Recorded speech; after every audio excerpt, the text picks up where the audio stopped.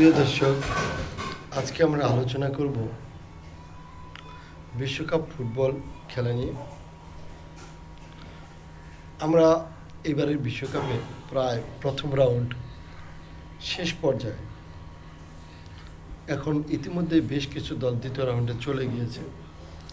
Brazil, Morocco, Germany, Ecuador, এরকম আরও বেশ কিছু দল তৃতীয় রাউন্ডে চলে গেছে। আরও আজকে খেলা আছে এবং আগামী 2-3 দিন। তাতে একটি জিনিস খেয়াল করলাম যে যারা বড় দলগুলো রয়েছে প্রায় সবাই দ্বিতীয় রাউন্ডে চলে যাচ্ছে। এখানে আমি ওইরকম কোনো দল দেখিনি যে যারা ফেভারিট কোনো দল বাদ পড়েছে। কিন্তু গতকালকে আজকের হাতে একটি ম্যাচ হয়েছে যেটা অবাক করার মতো। জার্মানি বিশ্বকাপ শুরু করেছিল 7-1 গোল দিয়ে। সবাই তো তখন জার্মানিকে মাথায় তুলে নাচতে ছিল, জার্মানি বুঝি এবার কাপটা নিয়েই গেল। কিন্তু আজকে রাতে যে ম্যাচটি হয়েছে, যেখানে জার্মানি 2-1 গোলের ব্যবধানে হেরে গেছে, তাও তারই ছোট্ট একটি ইকুয়েডর দেশের কাছে।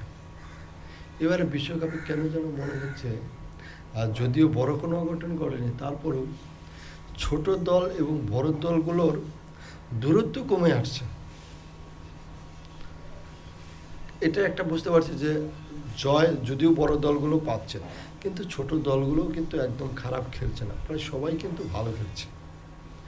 এই যে দূরত্বটা কমে আসা, এটা কিন্তু একটা ফুটবলের খেলার জন্য খুবই ভালো লক্ষণ। কারণ এতে ফুটবলের মান বাড়বে খেলার, এবং খেলার মধ্যে ক্রিয়েটিভিটি তৈরি করতে হবে।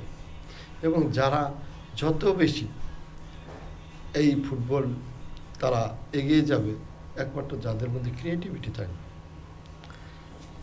ফুটবল এমন একটি খেলা যেখানে দর্শকরা যেমন গোল চায়, তেমনি খেলার সৌন্দর্য সেটাও দেখতে চায়। কাজেই এই ফুটবল খেলাটা আস্তে আস্তে যেভাবে ডেভেলপ করতেছে, আমার মনে হয় অদূর ভবিষ্যতে বিশ্বের ছোট দল বড় দল বলে কোনো শব্দ থাকবে না। এরকম 20 থেকে 30টি দল থাকবে যারা সবাই সমান, কেউ কারো চেয়ে কম নয়।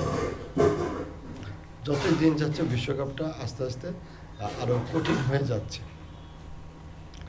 তো এবারে বিশ্বকাপও আমার কেন যেন মনে হচ্ছে অনেক বড় কঠিন পরীক্ষার মুখোমুখি হবে। সকলে ভালো থাকবে, ধন্যবাদ।